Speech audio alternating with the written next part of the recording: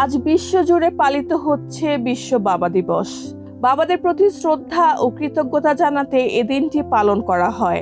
প্রতি বছর জুন মাসের তৃতীয় রোববার দিবসটি উদযাপন করা হয়। সেই ধারাবাহিকতায় বাংলাদেশ সহ বিশ্বের বিভিন্ন দেশে নানা আয়োজনের মধ্য দিয়ে দিবসটি পালন করা হচ্ছে।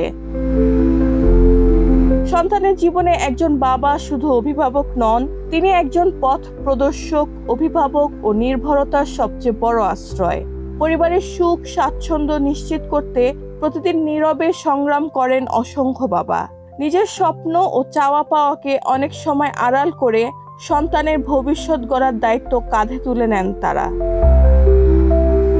ইতিহাসবিদদের মতে 1908 সালের 5 জুলাই যুক্তরাষ্ট্রের ওয়েস্ট ভার্জিনিয়া ফেয়ারমন্ট এলাকায় একটি গির্জায় প্রথমবারের মতো বাবা দিবস পালন করা হয়। পরে সোনোরা স্মার্টউডের উদ্যোগে 1910 সালে 19 জুন দিবসটি আরও আনুষ্ঠানিকভাবে উদযাপিত হয়। পরবর্তীতে 1966 সালে প্রেসিডেন্ট লিন্ডন বি জনসন দিবসটিকে আনুষ্ঠানিক স্বীকৃতি দেন। বর্তমানে বাবা দিবস শুধু একটি আনুষ্ঠানিকতা নয়, বরং পরিবারের প্রতি বাবার নিঃস্বার্থ ভালোবাসা, ত্যাগ ও দায়িত্ববোধকে স্মরণ করার একটি বিশেষ দিন। এই উপলক্ষে বিশ্বের সব বাবার প্রতি জানানো হচ্ছে গভীর শ্রদ্ধা, কৃতজ্ঞতা ও শুভেচ্ছা।